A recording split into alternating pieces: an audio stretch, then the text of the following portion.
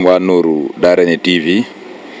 ñoo ngi leen nuyu di leen ziare baax a baax leen jaajëfal ci seeni taxawaay ci chaque événement boo xam ne am na ci biir kër gi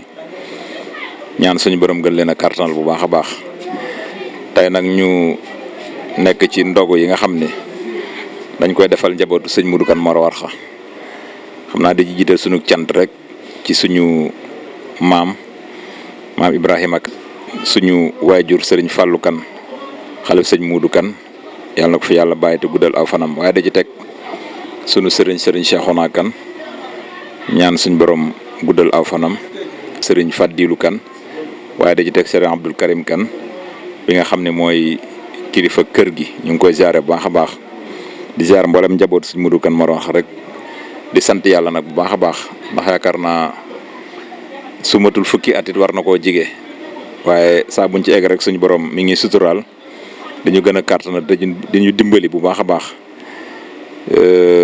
waaye di sant ñun ko àndal ñëpp ndax kenn moom mënul dara kon nag ndam luñ ci am rek daam ñun ko àndal donte lim bi dana jafe waaye sëriñ bi moom xam na seeni taxawaay ñoo ngi leen sant di leen gërëm yéene jiñ ci am nag mooy fu ndogoy àgg rek mu yegg fa ngir njabootu sëñ Modou Kane ndax amuñu lu dul sëñ Modou Kane lu ñuy togg mbaa ñu koy defit ñoom lañ koy defal ndax lu ñu am ci sëñ Touba rek sëñ Modou Kane a tax kon nag lépp lu ñuy defalub sëriñ am nañ yéene defal ko suñu sëriñ waaw ak fu ñu ko mën a defal rek am nañ yéene defal ko suñu sëriñ ànd kook mbokki taalibe yi ak soppe am di jàmb yi mboolem ku ne ci biir réew mi bitim réew nag ñu ngi lay sant la gërëm ndax fu ci nekk yaakaar naa addiye jóge na fa dugg ci biir bis bi kon nag yéen a jooj ñu am ak pas-pas bi ñoo xam lañ ci bëgg rek yàlla leen ko yàlla defal ci barke Serigne Modou Kane sant nañ daal cant mu mënta weesu sant li ci des nag dañu ko bàyyi ak suñu borom rek mi nga xam ne moo am ak pay ak Serigne Modou Kane mi tax ñuy jëf mu fayal ñu leen sant nañ ñëpp gërëm nañu ñëpp ñaan suñu borom nag yàgg koy teewe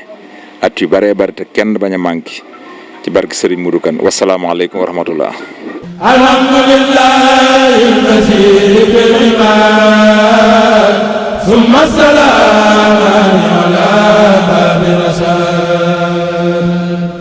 fa mi jami sayin al-qurri sayyidina muhammadin fil qadri wa alihi wa sahbihi wa ba'du فللولي يهدي أموري عبدو ضاق فؤادي لأجل ذنبي بفضلك اغفر لي ذنوبي ربي أذن أموري كلها وزدني علما وللهدى إلهي فضلي من علي ربي بالإقبال إليك سرمدا ونور بالي ربي قني ووالدي وجميع أمة سيد البرية